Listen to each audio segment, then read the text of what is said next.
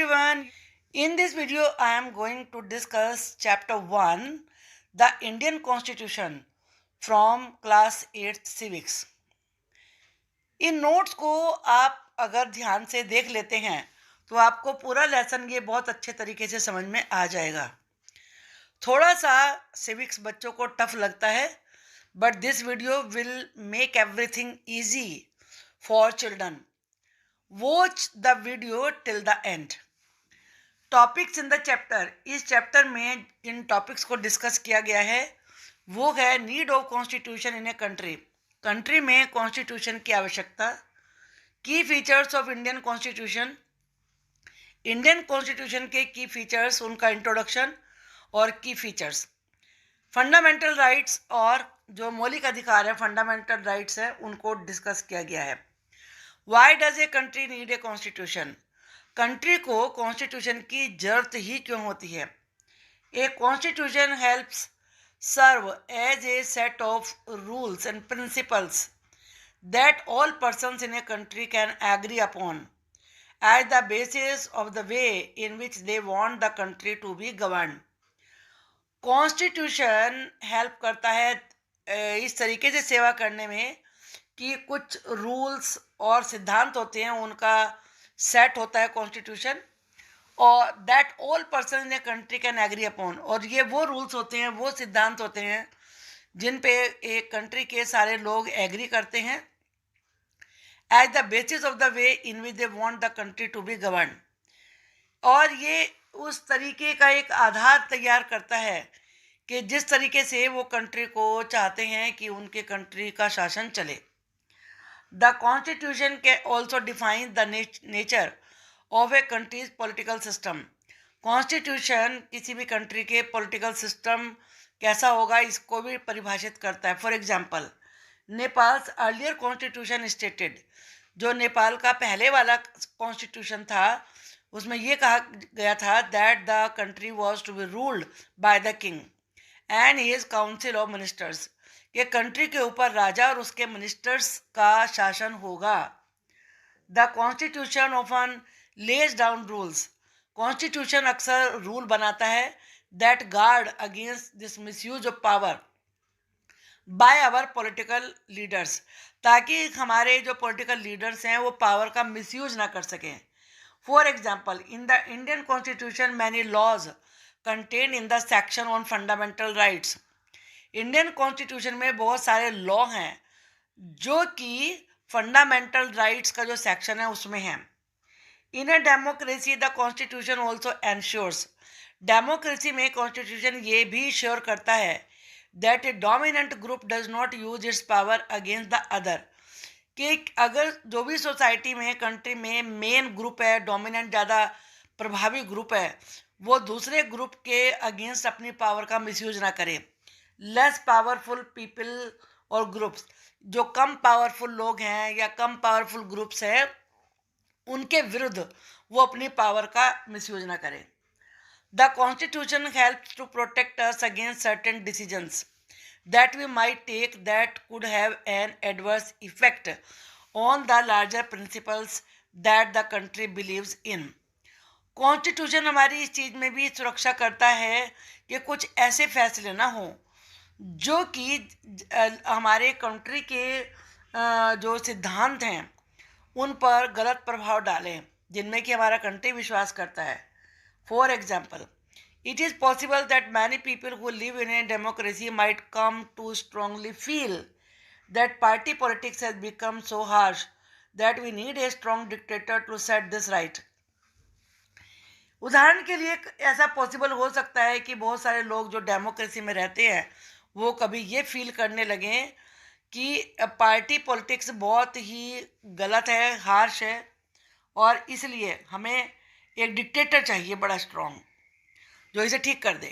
However in the long run dictatorial rule will be not fit. लेकिन जो dictator वाला rule होता है वो लॉन्ग रन में यानी आगे चलकर सही नहीं होता है. की features of Indian constitution. Indian constitution के मेन फीचर्स, मेन विशेषताएं क्या हैं, उनका इंट्रोडक्शन.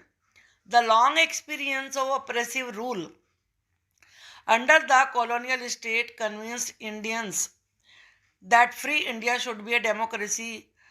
जो ऑपरेसिव रूल, जो अत्याचारी रूल था जैसे अंग्रेजों का इंडिया में, उसके अनुभव से इंडियंस को ये विश्वास हो गया था कि फ्री इंडिया में डेमोक्रेसी होनी चाहिए, in which every one should be treated equally, जिसमें कि हर किसी को समान व्यवहार मिलना चाहिए, and be allowed to participate in government, और उन्हें गवर्नमेंट में पार्टिसिपेट करने की भी परमिशन होनी चाहिए।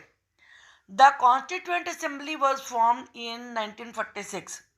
कॉन्स्टिट्यूएंट असेंबली से मतलब है वो असेंबली, वो सभा, वो ग्रुप जिन्होंने कॉन्स्टिट्यूशन का निर्माण किया। उसका ये असेंबली 1946 में बनाई गई थी, विच कंप्राइज ऑफ 300 मेंबर, जिसमें 300 मेंबर थे, who met periodically for the next 3 years to write India constitution, जो कि समय समय पर थोड़े थोड़े समय के बाद मिलते रहते थे इंडिया का कॉन्स्टिट्यूशन लिखने के लिए, और 3 साल तक मिलते रहे। Various things are kept in mind, बहुत सारी चीज़ों को ध्यान में रखा जाता है वाइल ड्राइंग अप कॉन्स्टिट्यूशन, जब कॉन्स्टिट्यूशन को बनाते हैं। As the country was made up of several different communities, क्योंकि कंट्री में बहुत सारे अलग अलग समुदाय थे, हु स्पोक डिफरेंट लैंग्वेजेज, जो अलग अलग भाषा बोलते थे, बिलोंग टू डिफरेंट रिलीजन्स, अलग अलग धर्मों के थे, एंड हैड डिस्टिंक्ट कल्चर्स, और सबकी कल्चर अलग अलग थी। वेरियस की features of Indian constitution, Indian constitution के मेन फीचर्स, पहला है फेडरलिज्म।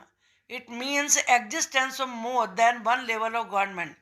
इसका मतलब है कि एक गवर्नमेंट नहीं, बल्कि गवर्नमेंट के कई लेवल हैं कंट्री में। In India there are 3 levels of government. India में गवर्नमेंट के 3 लेवल्स हैं, सेंटर, स्टेट और panchayati raj. The constitution define the power of each government, और कॉन्स्टिट्यूशन में कौन सी हर गवर्नमेंट की पावर क्या क्या होंगी इसको परिभाषित किया गया है। Parliamentary form of government, constitution of India guarantees universal adult suffrage. Universal adult suffrage का मतलब है जो भी एडल्ट हैं, यानी कि 18 और 18 ईयर्स की एज से अबव के लोग, उन्हें वोट डालने का अधिकार है। तो जो पार्लियामेंट्री फॉर्म ऑफ गवर्नमेंट है, वो हमारे कंट्री में आप जानते हैं पार्लियामेंट है, जिसमें 2 हाउस हैं, लोकसभा और राज्यसभा। तो कॉन्स्टिट्यूशन ऑफ इंडिया इस बात की गारंटी देता है कि सब लोग वोट डालें जो भी एडल्ट हैं। Every citizen of the country irrespective of his और हर सोशल बैकग्राउंड, और ये हर सिटीजन को मिला है, चाहे उसकी कोई भी सोशल बैकग्राउंड हो, रिच हो, पुअर हो, एजुकेटेड हो, अनएजुकेटेड हो, मेल हो, फीमेल हो, कैन ऑल्सो कॉन्टेस्ट इलेक्शन, वो इलेक्शन भी लड़ सकते हैं। सेपरेशन ऑफ पावर्स, पावर्स को का separation, according to the constitution, constitution के अनुसार there are 3 organs of the state. State के 3 पार्ट्स हैं, the legislature, the executive and the judiciary. The legislature refers to our elected representative. Legislature का मतलब है चुने हुए जो हमारे प्रतिनिधि होते हैं। The executive are group of people, और एग्जीक्यूटिव वो लोगों का ग्रुप है who are responsible for implementing laws and running the government. जो कि जो लेजिस्लेटिव असेंबली में नियम बनते हैं, कानून बनते हैं, उनको लागू करने का, इम्प्लीमेंट करने की जिम्मेदारी एग्जीक्यूटिव की होती है, और सरकार चलाने की भी। The judiciary refers to the system of courts in this country. Judiciary से मतलब है कंट्री में कोर्ट का जो सिस्टम है, आप जानते हैं कोर्ट होती है। Each organ check other acts as a check on the other organs of the state. हर एक ऑर्गन दूसरे वाले पे कंट्रोल का काम करता है। जैसे लेजिस्लेचर नियम बनाते हैं, एग्जीक्यूटिव उनको लागू करते हैं, तो एक दूसरे को वो कंट्रोल का, जुडिशरी देखती है कि गलत तो यूज़ नहीं किया है। तो इस प्रकार से which ensures the balance of power between all 3, जो यह सुनिश्चित करता है कि जो तीनों पार्ट हैं, लेजिस्लेचर और एग्जीक्यूटिव, जुडिशरी, तीनों में पावर का बैलेंस रहे। Fundamental rights, these rights protect citizens against the arbitrary. Arbitrary का मतलब होता है मन मर्जी से चलाना। An absolute exercise of power bye the state. ये राइट सभी नागरिकों को प्रोटेक्ट करते हैं कि कोई भी स्टेट में पावर को अपनी मनमर्जी से और उस पर पूरा अपना हक जमा के ना यूज़ करे। These rights are given to individuals against the state. ये राइट्स हर व्यक्ति को मिलते हैं स्टेट में, as well as against other individuals, state के अगेंस्ट भी और दूसरे व्यक्तियों के अगेंस्ट भी। The constitution also guarantees the rights of minorities against the majority. Constitution में मेजोरिटी यानी कि जिस के लोग ज़्यादा रहते हैं, माइनॉरिटी जिनकी संख्या कम है, ऐसे लोग, उनके अधिकारों की भी गारंटी देते हैं, यानी कि माइनॉरिटी के हक ख़त्म ना हो। सेक्युलरिज्म क्या होता है? A secular state is one, secular state वो होता है in which the state does not officially promote any one religion, जिसमें कि स्टेट किसी एक धर्म को प्रमोट नहीं करता, बढ़ावा नहीं देता कि ये स्टेट रिलीजन है। India officially do not have any religion. India का ऑफिशियली यानी कि स्टेट लेवल पर कोई रिलीजन नहीं है। Directive principles of state policy. अब डायरेक्टिव प्रिंसिपल्स क्या होते हैं स्टेट पॉलिसी के? Directive principle of state policy, this section ensure greater social and economic reform. ये सेक्शन सभी सामाजिक और आर्थिक रिफॉर्म, सुधार को सुनिश्चित करता है। It serves as a guide to the independent Indian state. और ये जो इंडियन स्टेट के गाइड के रूप में काम करता है to institute laws and policies, सभी लॉज और पॉलिसी को बनाने के लिए, that help reduce the poverty of the masses. Masses का मतलब है पब्लिक, जो कि पब्लिक की गरीबी, पावर्टी मतलब गरीबी को कम करे। The fundamental rights in the Indian constitution include. जो इंडिया का कॉन्स्टिट्यूशन है उसमें फंडामेंटल राइट्स कौन कौन से हैं? राइट टू इक्वलिटी है, यानी कि समानता का अधिकार। All persons are equal before the law, law के सामने सब लोग इक्वल हैं।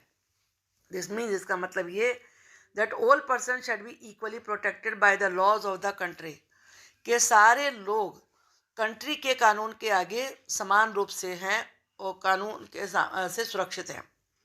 It also state that not citizen can be discriminated.